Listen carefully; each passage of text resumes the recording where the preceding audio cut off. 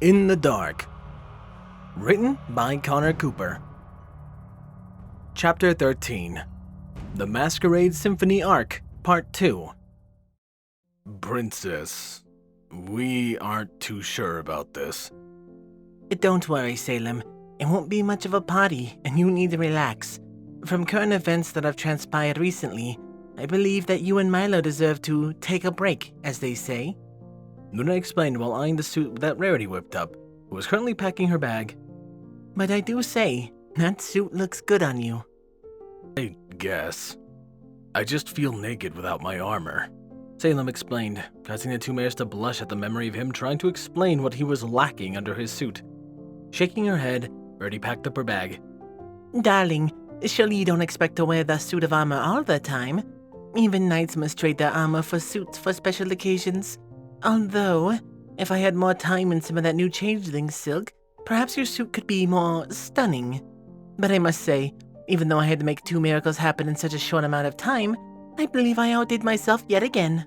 She beamed over the dress suit she had made for Salem, and a special piece that Milo currently had, who was gently hugging the first piece of clothing that wasn't made with combat in mind. Tell her I love it. Alright. Rarity, Milo loves the dress, but I still don't know how, she will be seen in it. Salem explained, to which Luna held his shoulder. I have that covered, dear Salem, and besides, there was one more thing we are missing. Salem and Milo looked up at the princess. This is a masquerade ball. It wouldn't be fitting if the two of you didn't have masks. Turning to Rarity, who seemed a little upset by the princess's comment, Salem assumed it had to do with her doing more sudden work. His answer, however, came in the form of a door knock to the room, prompting the princess of the night to call out. Enter. Entering the room was a peculiar pony, wearing a pair of sunglasses on top of his head, and zipped-up fancy-looking black coat with a pair of dress pants with white shoes. He walked forward with something underneath his right arm, and wore a smile on his light purple furred face. Ah, princess, is this the one you want me to work with? The pony spoke in a very heavy German accent to Salem's surprise. The task mask. I can't thank you enough for you to come by so suddenly. Yes, this is Salem. Luna introduced while turning to the abhuman in question. Salem, allow me to introduce you to Taskmask, the #1 mask maker of Canterlot. Wait. Task Mask. Sure, the princess is correct. Your face is on the perfect canvas for me to experiment on. I have worked with dragons, hippogriffs, griffins, and so many others in the past, but never have I worked with someone of your facial structure before. Although, that suit might make things a little tricky for me to work with. Hey! Rarity snapped at Taskmask, who just noticed the element of generosity. Ach, nein. Hello, Rarity. Still making dressing from cheap material? The pony grumbled, while Rarity walked over to him. I'll have you know my material is not cheap, you oversized mule.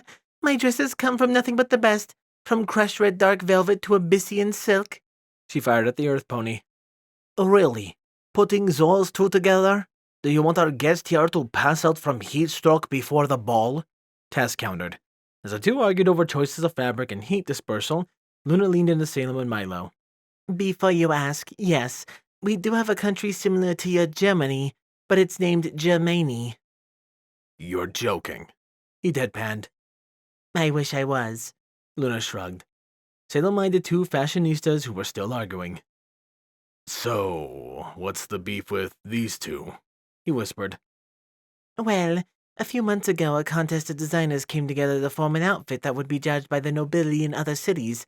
Rarity was invited by recommendation of Lord Fancy Pants, whilst Taskmask has been winning of the said contest for 10 years running.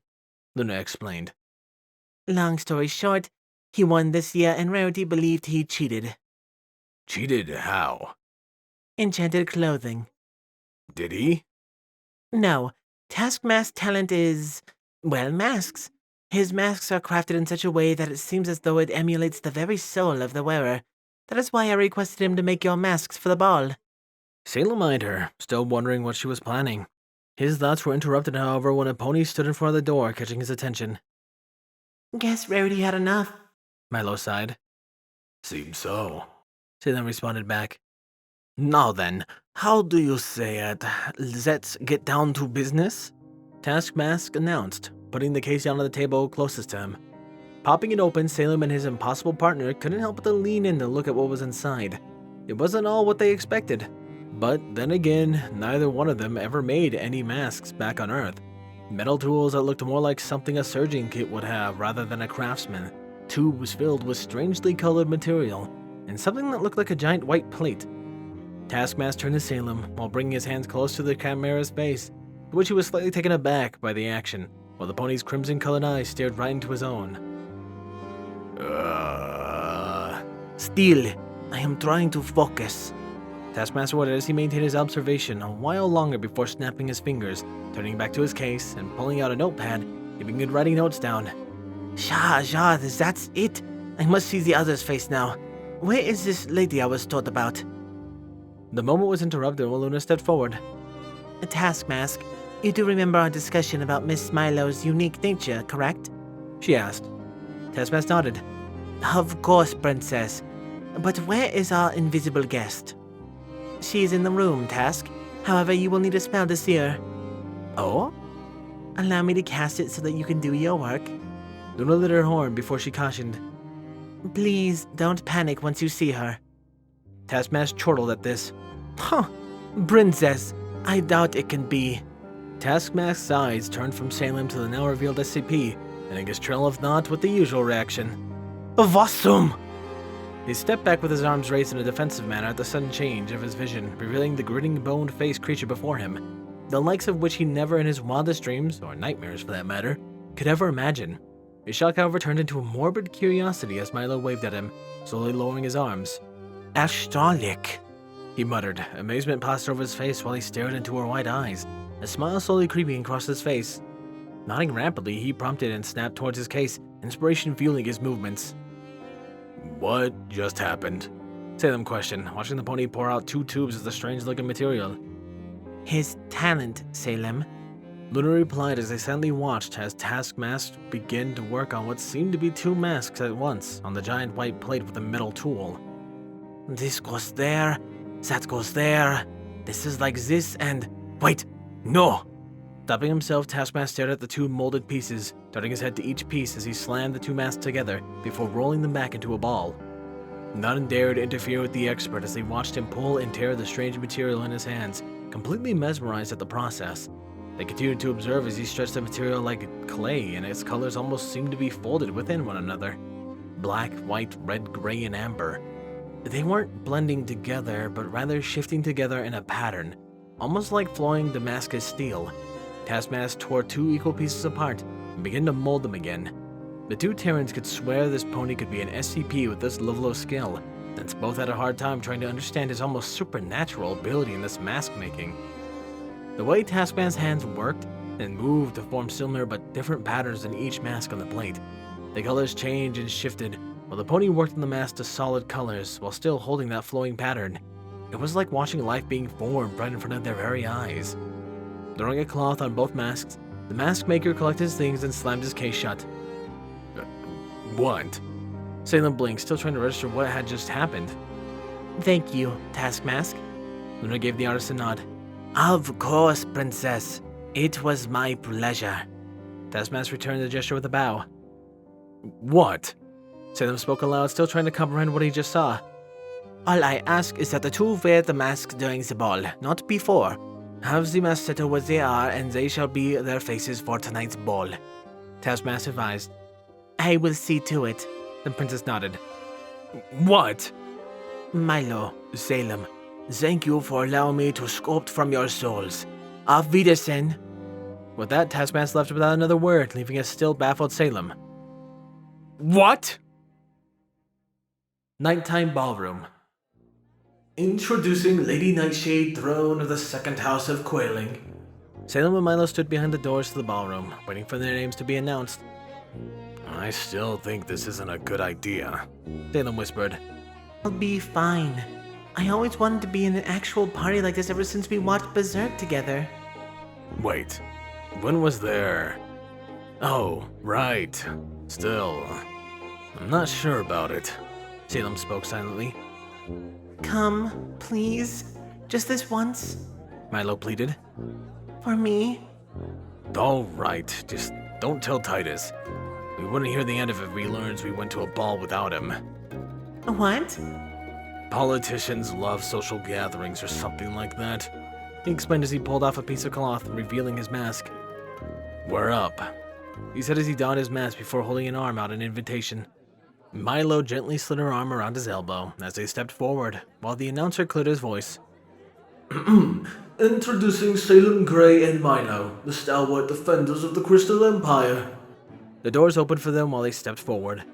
The lights of the chandelier shined down upon them, revealing Salem and his partner for all to see, to which the former was sparkling from the light. Stepping down the stairs into the ballroom, the duo walked forward as all eyes were on the both of them. Think that special dust Luna gave you is working? Salem whispered, to which Milo nodded shyly, not used to being seen by so many at once. Don't worry, you look beautiful. Taken aback, Milo was glad for the mask she was wearing, keeping her expression hidden from Salem. While walking forward in their red and black appeal, they overheard the other guests whisper as they took the final steps to the main floor. Are they the ones that beat Sombra? Yes, they even defeated those ghastly three who stormed the palace. I heard Salem is Discord's son. What? Where have you heard that? One of the guards heard him call him my boy. As the whispers continued, the announcer called for the next guest while music played across the ballroom. Salem, glad to see you made it. A familiar voice greeted him. It wasn't hard to guess who it was, as the familiar prismatic mane and tail gave her away. A Rainbow Dash? Never thought someone like you would wear a dress.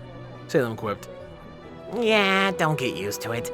I'm only here for keeping up appearances with my friends. You know, being the element of harmony and all. Rainbow Dash exasperated while rolling her eyes beneath her thunderbolt-like mask. Anyway. He turned to his partner. Is this Milo? That's right. Salem held out his hand towards Milo, who silently greeted with a wave. Wait, isn't she supposed to be, well, you know? Gathering what she meant, Salem nodded. Yeah, but Luna was able to create something called revealing dust or something. She said it could make her visible, well, until the next few hours or when she shifts. Salem explained while another familiar figure stepped forward in a butterfly-styled mask. Hello, again, Salem. Fluttershy, you look nice. Salem complimented Fluttershy's attire. And you look quite handsome, even though your mask looks a little scary. Fluttershy stated. At that, Salem wondered what his mask looked like, as he didn't take the time to see it. Oh, hello. Are you Milo? It's so nice to finally meet you. Fluttershy greeted Milo with a gentle handshake, to which Milo gladly accepted in a similar manner. Anyways, I believe the others are in the catering area. We've been trying to talk to you after the whole mess the other day. Rainbow Dash stated. Why? To thank you two, silly. Fluttershy answered with a smile while holding her hands together. You two were so brave to stand up to those three and protect us, even though we haven't known each other for long. Come on, you two lovebirds. Rainbow Dash waved for them to follow. The two flinched at the ribbing comment, but unable to retort as the wonderboat practically bolted off. They shared a look before silently walking forward, with Milo still keeping her arms wrapped around Salem's. Backstage. Oh, hey, that's my tail. Well, you should have had it moved. You did that on purpose. How do you know? You've been stepping on my tail ever since we came back, just like when we were kids. That's enough, girls. You're going to give us away. The two went silent as the third spoke. The last thing we need is to be tearing at each other like last time. This is exactly how Sunset and her precious friends managed to beat us. The orange made one breed of the two.